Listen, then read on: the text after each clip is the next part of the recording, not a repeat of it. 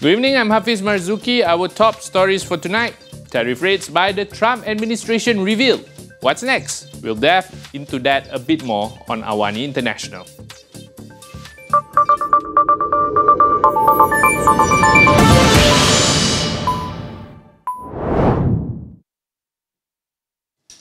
Malaysia now faces a 19% tariff on exports to the US, down from the previous 25%. The new rates take effect in 7 days and apply to goods entering the US for consumption, excluding shipments already in transit. It comes under a new executive order signed by US President Donald Trump, which imposes new tariffs on 68 trading partners and the European Union. Those not listed in the executive order, such as Singapore, will face a baseline 10% tariff. Meanwhile, the US and China are still negotiating an extension to their tariff truce. So earlier this evening, the Investment, Trade and Industry Minister, Tengku Datuk Seri Zafrul Abdul Aziz, held a press conference to address concerns related to the tariff announcement. Here's what he had to say.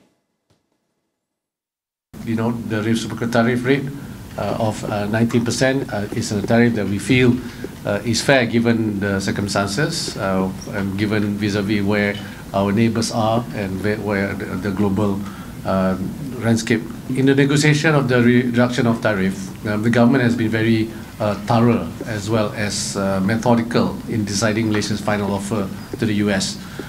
It involves various agencies and ministries and other stakeholders, including industry players, where it was a process that took time, but it's a process that is required to be done to ensure that we reach an outcome that ensuring that national policies are not compromised. So ultimately, the cabinet approval was obtained. So for Malaysia to present our best final offer to the US. So the United States is resetting the global trade chessboard. Washington has rolled out its latest tariff framework. Now at its core, a universal base tariff of 10% remains unchanged from the April 2nd rate. Now this rate applies to nations where the US exports more than it imports. But the shake-up lies just beneath the surface. A new tariff floor has been introduced, 15%. This rate now targets around 40 countries where the US runs a trade deficit, basically importing more than it exports. Then there are countries that fall outside these tiers altogether. Nations slapped with tariffs above 15%. Well, the reasons? Plenty. These nations are often the ones with the deepest deficits in America's books. Now, nowhere is this more palpable than in Southeast Asia. Updated US tariff rates on ASEAN nations reveal both favoritism and friction. Singapore, often a trusted economic ally, sees the lowest tariff at 10%, holding steady with the base rate as expected. But further down the line, a block of ASEAN countries, including ours, Malaysia, Thailand, Indonesia, the Philippines, Cambodia and Vietnam, are now facing 19% tariffs. That's just above the newly introduced floor. Now Brunei escaped slightly better with 25%, while Laos and Myanmar find themselves with the shortest straws, each slapped with a 40% rate. Now, let's look at those with the sharpest end of the stick. Countries now carrying the heaviest US tariffs include Syria at a staggering 41%, Laos and Myanmar both at 40% mentioned earlier. Switzerland, once seen as a neutral trade partner, now finds itself at 39%. Iraq and Serbia round out the top tier with 35%. Now what's clear is this: America's tariff lever is not just economic, it's geopolitical. Now, and for many countries, navigating this new terrain means reassessing their trade strategy or literally paying the price. Now, in order to make sense of the newly imposed tariffs and what's to come, David Stepat, Country Director of Singapore for Dezen Shira and Associates, is now here with us. Now, David, Malaysia is hit with 19%. What do you make of this? How prepared are Malaysia to absorb the economic hit from these new US tariffs? Thank you for having me. That is an excellent question. So let's not forget, you don't have to outrun the bear, you just have to run faster than your friends, right? So 19% puts Malaysia square into the competitive region relative to its peers. And also Malaysia avoided violating red lines, for example, halal certification or duties on alcohol. So this is a square win for the country, right? Like it's playing in the tariff rate with its neighbors.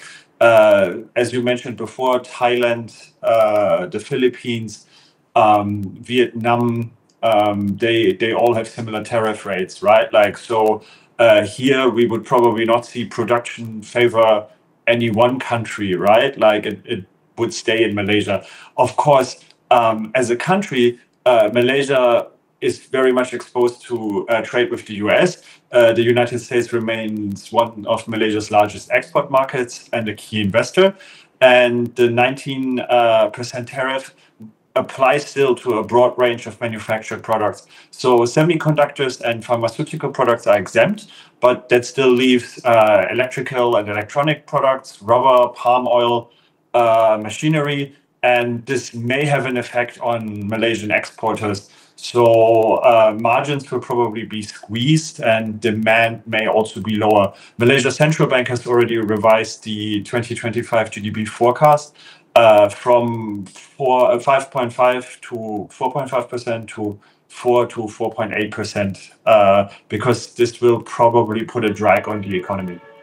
Yeah, so David, I don't like to overextend myself, but we are basically looking beyond August 1st. Should we expect more trade brinksmanship from Washington, and how should governments, not just ours, respond strategically? Excellent question. So yes, you can expect more brinkmanship. I think politics with the US now are very much personal. So this depends on how Donald Trump personally feels about the country.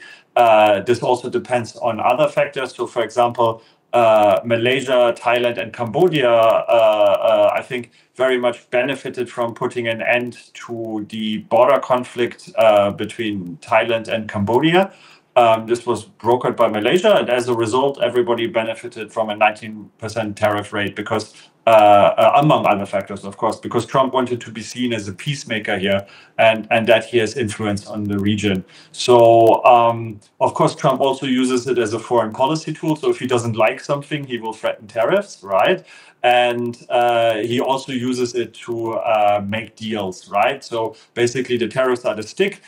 You do exactly as he says, or give him what he wants, and then you get lower tariff rates in return. So we can also expect here that there will probably be changes in the future.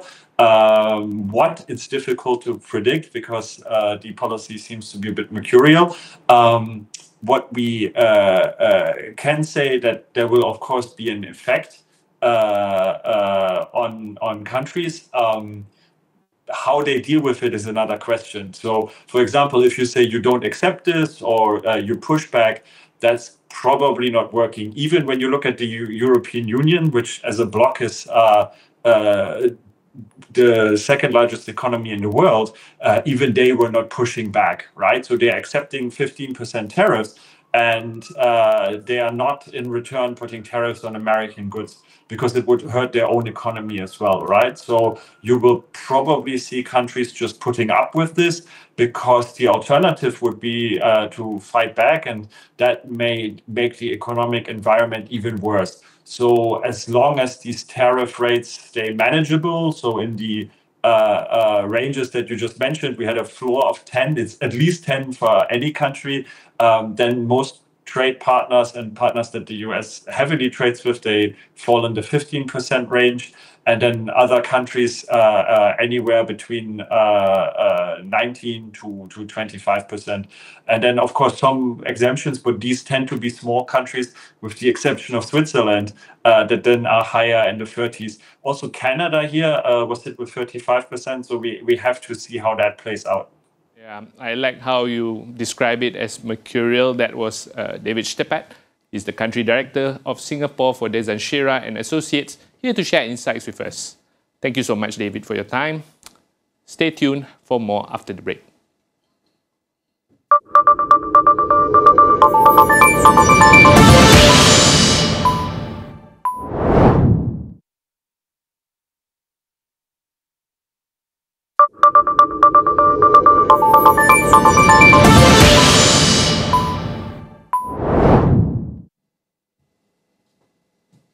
More on tariffs, US President Donald Trump says he and his Mexican counterpart, Claudia Sheinbaum, have agreed to extend their trade agreement by 90 days. Now, this delays Trump's move to impose 30% tariffs across the board on Mexican goods, which were originally set to take effect on August 1st. Trump described his phone conversation with Sheinbaum as successful, saying the two leaders are beginning to understand each other better. As part of the deal, Mexico has agreed to immediately terminate non-tariff trade barriers. Both sides also pledged to deepen cooperation on border security, including joint efforts to combat drug trafficking and enforce immigration controls. The agreement maintains existing tariffs, including 25% on cars, as well as fentanyl production, and 50% on steel, aluminium, and copper imports from Mexico. Now to Switzerland's tariff response. The Swiss government says it is assessing the situation before deciding how to respond. This is after the White House raises tariffs on Swiss imports to 39%, up from 31%. The new rate puts Switzerland among the most heavily impacted countries, well above the 15% tariff most EU goods face. The Swiss Federal Council said it is in talks with US authorities and remains committed to strive for a negotiated solution. The higher duties are weighing heavily on key export sectors, including watchmakers, machinery producers, and precision instrument manufacturers. According to Federation of the Swiss Watch Industry, the US is Switzerland's top foreign market for watches, accounting for 16.8% of exports or 4.4 billion francs. In 2024, Switzerland exported around 65 billion francs or $80 billion worth of goods to the US, about 1/6 of its total exports. Swiss government data showed that total bilateral trade amounted to 91.9 billion francs or 12.7% of Switzerland's overall trade volume. The Swiss trade surplus with the US stood at 38.7 billion francs last year.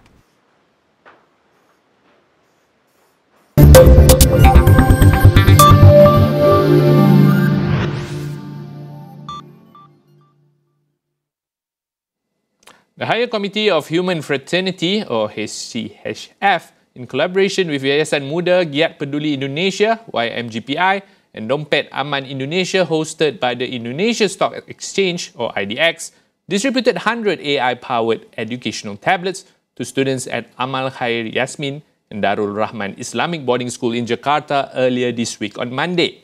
Now, Senior Advisor to HCHF in Abu Dhabi, United Arab Emirates, UAE, Riza Hazri says he regards the initiative as an important step in helping students prepare for the future. Farhan Hakimi has a report from Jakarta. So we look at this as a very important step in helping students, preparing them for the future and getting them enough exposure to use AI as well as to learn about financial literacy, which are core elements to develop sustainable communities in the future that promotes human fraternity. Sepertinya sih mungkin ada seperti kita bisa hafalan atau dengan aplikasi Al-Quran di dalamnya, atau dengan bisa kita aplikasi tentang catatan gitu kan. Kalau pakai tablet berarti kan kita tahu ya informasi-informasi yang terkini, yang baru-baru. Kalau nggak pakai tablet kan di pondok ya udah kita belajar nggak leluasa kayak kita pakai tablet gitu ya. Kalau rasanya senang banget, bahagia banget, pasti bakal mempermudah santri juga biar bisa belajar di era modern di globalisasi ini. Pasti kita butuh banget yang namanya itu media elektronik supaya mempermudah kita buat belajar. Right. Well, it is undeniable that technology plays a vital role in delivering quality education by expanding access, enhancing engagement, and equipping students with skills for the future. Farhan Hakimi reporting from Jakarta.